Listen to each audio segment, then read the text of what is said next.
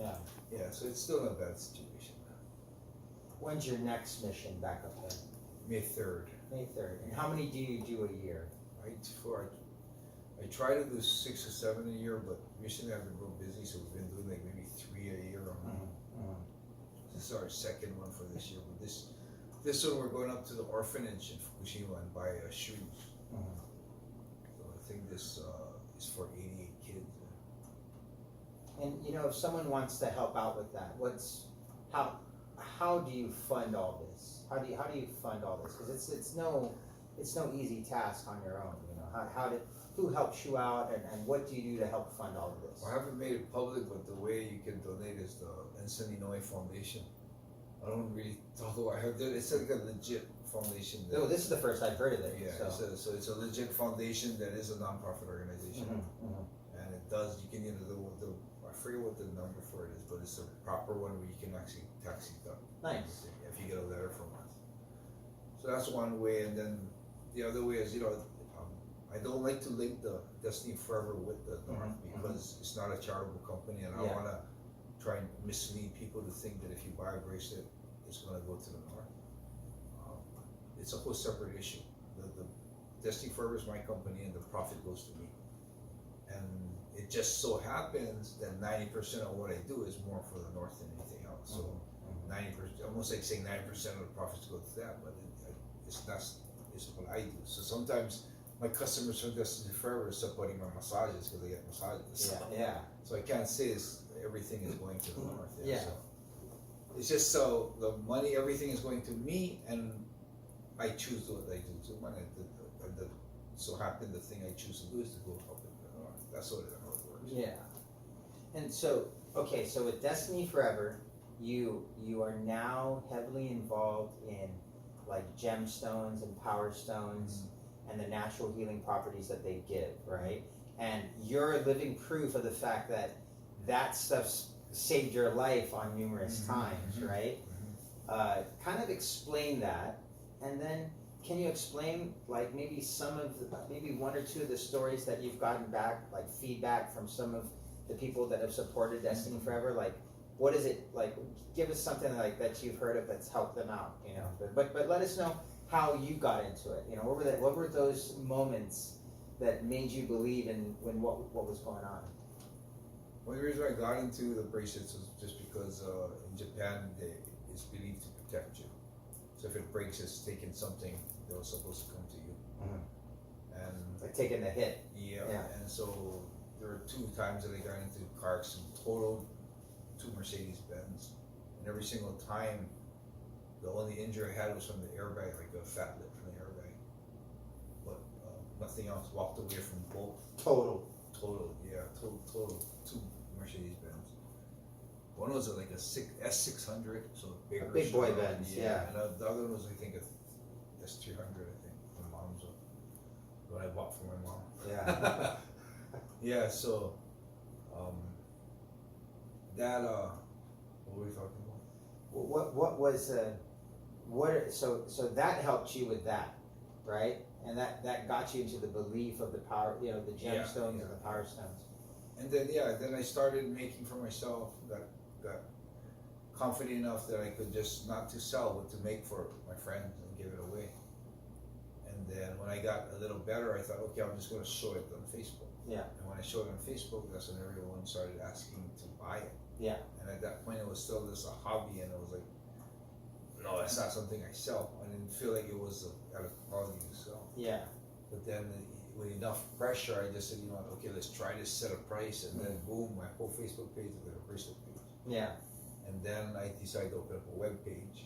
Got the web page going, and then people just started ordering, and then there was looks, all of a sudden meaning, looks, meaning, and then slowly the meaning started. People started looking for meaning. Yeah. And that's when I had to start studying the meanings now. Of the powers associated different with stones. The stones, so different gems that they use. Properties. Yeah, so I thought it was just one of the crystal quartz. And then I noticed there was a black one. Okay, so there's a clear one and a black bracelet. I didn't know it was like separate power stones. Yeah. And now, do you have customers that have given you their own like life-saving stories or ways that it's been helping them out? Yeah, there was one lady who came in. She wanted to. Her daughter had allergy. She had her daughter with her, and she had all like scabs all over her arm from scratching, and her face and everything. And so the daughter cannot sleep because she has like an allergy and starts scratching. So she asked for a bracelet that would be nice for her to wear and something that would help with the allergy. Mm-hmm. So the rose quartz is a pink bracelet. It's a pink stone. Yeah. It's good for like people, relationship with people, love and allergy. So we put that in her bracelet, and then made it for her. So I hope it helps. And for me, I can't honestly tell you that if you do that, it's going to definitely work. So I'm still like kind of like I wonder, like, does this even have powers? And then so she would make it for her. I hope it works. Everything goes. She comes back a week later. The kid's scratches are down. The scabs are almost gone, and she's just almost at tears, telling me that since she's been wearing the bracelet, the daughter been getting sleep. Yeah. And I'm like, I'm not like the kind of guy that's saying that, oh yeah, it's gonna work. I'm like, we're like, whoa, really? Yeah. Oh, that's badass. Right on. Nice. Yeah, we had people with arthritis Mm-hmm. come in and buy the bracelet, and then they wanted it for arthritis, so there's calcite, it's a Yellowstone, and then they wear it. They come back like 2 days later, man. Ever since we wear it, we wake up, our hands aren't stiff. Yeah. We've been having like repeated people. So now it's almost become a point where people are coming in for healing. Yeah. Yeah, like we're healers. Like it's a crazy movement. Nice. Yeah, it's nice though. See, it's nice to come in and talk to a customer, get to know a customer, line up a bracelet. They buy the bracelet, pay us, but thanking us for the bracelet. Nice. Yeah, so it's like they're supporting us, and we're making them happy at the same time. Mm-hmm. So it's like it's so awesome. And I've noticed you're starting to get a good following of celebrities who are wearing your bracelets now too. Yeah, mostly fighters. Yeah, mm-hmm. A lot of the fighters. So we've been picking out certain fighters to support. Mm-hmm. Like one, I needed them to be with a lot of integrity, and two, I wanted also them to be like the fighter that I like. Like not the type of guy who will hug and hold. Not the type of person that would try and find an easy way out, but someone that has heart and fights with their heart. So every time I see a fighter like that, I try to get in touch with them, and then offer them to make them a bracelet. And so there's been a lot of people good response to it. A lot of the fighters are starting to wear them. Yes. Yeah. So it's nice. If there is a one fighter that stands out that you liked, you enjoy watching, that you look forward to seeing fight, is there any fighter out there that stands out? Any right now? Yeah, fighters? Michael Chandler. Michael Chandler. Yeah. Who's right. Now he's a free agent now. Oh, really? Yeah. So he's a free agent now. So he's testing the waters of free agency on where he could go. I think that guy embodies a true champion. Yeah, he's a scrapper. He's a scrapper. He fights hard. He trains hard. He's a good role model. Very well spoken, clean cut, and he has that heart and the desire.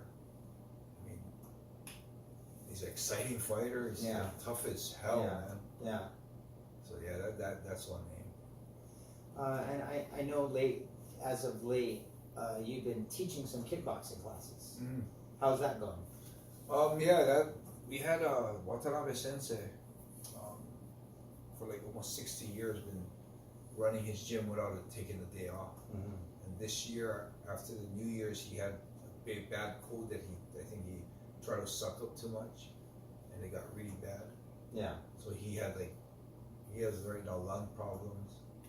So he's like unable to actually hold mitts. So it's a way for me to show my thanks to him for all these years of training. Yeah. That I'm making the time now to go down 3 times a week to his gym and hold mitts for his students and the kids. That's awesome. Yeah. So it's working out really well, but it's taking a lot of my time. I was gonna say, training and living with you in Japan and basically growing up with the schedule that you had, it was amazing to see how you would maximize time. But even now,